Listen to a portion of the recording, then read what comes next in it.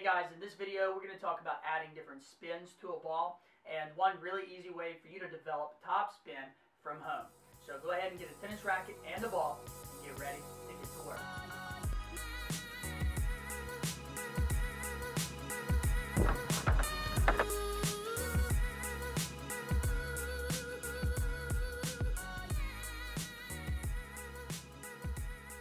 What's up guys, Zach here with GrowTennis, and if you're new to this channel, we're serving up easy and affordable ways to help more people master their fundamentals from the comfort of their own home. So if you think this is awesome and you want to help us grow the game of tennis, please share this series with your friends and consider subscribing.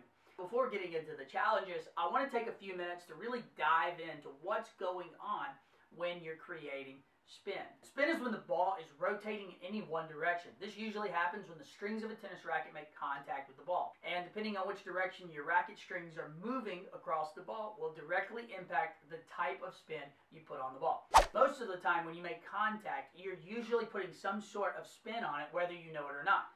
But you're not going to see the effects of that spin until you start intentionally putting more significant amounts of spin on the ball. And the two most common types of spin that are used in today's game are topspin and backspin.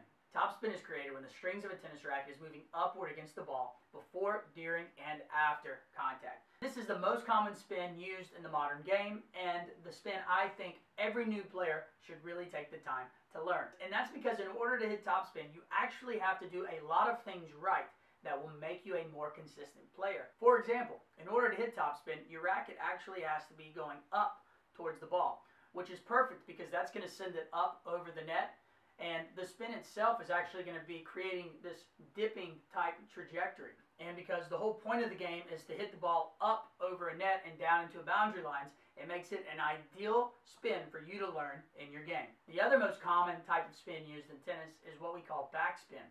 Backspin is when the strings of your racket are moving across the bottom part of the ball before, during, and after contact. And backspin has some pretty cool qualities to it. One of its more noticeable effects is its ability to kind of stop or slow the ball down when it makes contact with the ground. And this can be a really great advantage for you to use because if a player is used to a ball jumping at them at a certain trajectory or speed, then all of a sudden you can mix it up and throw in a backspin shot. It's really going to force your opponent to make some really quick adjustments with their feet. And if your opponent's not used to repositioning their feet, it can really trip them up when trying to get into position for their perfect strike zone. So this first thing I'm going to show you is more like a warm-up that you should do before starting this challenge. First, make sure you find that continental or universal grip that we've been talking about. Then you're going to start to self-rally on the palm side of your racket. And after a few times, what I want you to do is start moving your racket slightly to the right and up just before contact. And what that's going to do is create this spin effect like this and add spin to the ball. The important thing to remember here is look how close the racket is actually getting to the ball before we go and slide it off the other direction. If the racket's moving up like this, then all of the force of the racket is going to immediately send the ball off the strings. Whereas by doing it this way, there's not a lot of force going up. So it's going to stay on the strings a little bit longer. And this is very similar to what we're going to be doing when we're adding spin. The only difference is when we start swinging, instead of spinning it this way, now we're going to be hitting the ball more forward in this direction, and the racket's going to be traveling up like this, creating that same type of spin on the ball.